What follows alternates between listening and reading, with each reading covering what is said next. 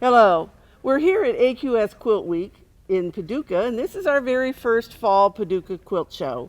I'm here with Bethanne Nemesh, and she's one of our first place winners. Yeah. And it's with this beautiful quilt, and it's in the category Large Quilts. Quilting is the star, Yes. and that is sponsored by Statler by Gamble. And let's talk about what you've done in this beautiful quilt. Sure. My quilt is a style that I refer to as pictographic because it's pictorial and it's drawn. I'm using my long arm as a huge 40-pound pencil that doesn't erase very well. And I enjoy depicting the environment with all the flora and fauna of an area that I'm interested in exploring. I was inspired by the desert. We traveled to the southwest, to the canyon lands of Arizona and Utah, and it was so beautiful, but so alien to an East Coaster, you know, that the shapes of the land, the color, the animals. And you don't really see the animals, but if you look into it, you'll realize that there's a huge biodiversity out there. And so I really wanted to sort of highlight that. And you'll probably note that there's a horizon line here of a Monument Valley sort of desert landscape. And so there's 44 animals, live animals, and 3 dead ones on the whole quilt. So as you approach quilting this, Yeah. what do you start with? Well, I have an idea in my head, of course, of what I'm trying to accomplish. And so then I have to think to myself, how can those things make sense in the spaces that I provide them? So when I piece a quilt, I'm thinking to myself, I'm really providing canvas area for my drawing. On this particular quilt, the scenery actually goes through the setting area continuously. So the scene simply continues behind as if this is like a floating frame blocking your view in a way.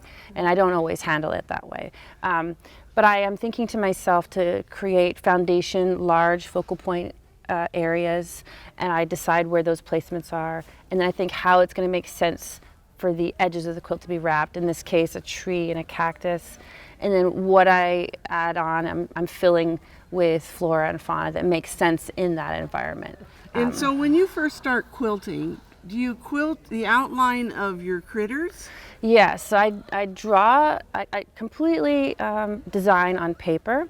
I'm transferring that. I will outline everything, and then I go back with backfill in the background, and then add additional backfill to really help pop details loose. And sometimes it creates a problem-solving problem for me because some items, especially in the border, can be large three-dimensional objects with additional things on top of them. For example, maybe a tree with a lizard on top of it. Those are both things that should be puffy, but if I leave the tree puffy, how is the lizard going to show up? So I have to also plan on how to push back. Yeah, push back the tree, but still leave it puffy at the same time. And so, you know, sometimes it's a problem-solving equation as well. So start to finish, how much time does a quilt like this take you? A considerable amount of time. This particular quilt, it's difficult from the design point of view to be able to say how long it takes because you think about those things for a long time. But I actually pieced this quilt from a wheelchair, recovering from surgery. Mm-hmm. My family set up they converted an upstairs room for me and gave me an office chair. And so I would piece and twirl the iron and then use my office chair to scooch, and then I would stand on one leg to cut things. So I pieced it, and that took longer because of the scooching. Yes. But the quilting component and the finish work takes a very, very long time. About 650 or so hours. Wow, that's a lot. It's a long time. Well, and so let's talk a little bit about your beaded insert here, because Sure. it adds so much to this piece. Thank you. This sort of beaded look is something that I've used before on my show quilts, and it's something that people are starting to kind of associate with me. And I teach it at classes. I'm teaching it here at AQS QuiltWeek. Frequently I'm building that off the quilt and I'm adding it on, but in this case you can't quilt under beads, so I had to figure out how to do it. So this is pieced into the piecing, not added after. Right. So it was created with a flange of fabric that I made sure that there was a seam someplace, and after it was quilted I opened the seam and one by one pushed in 3mm beads, and then with my fingernails slithered them up into the corners and then hand tied them off individually. Just that little process took a while, didn't it? It did. Yeah. That, you know, all of the finish work, it adds in the range of 70 or so, 80 hours. So you're done. Whew.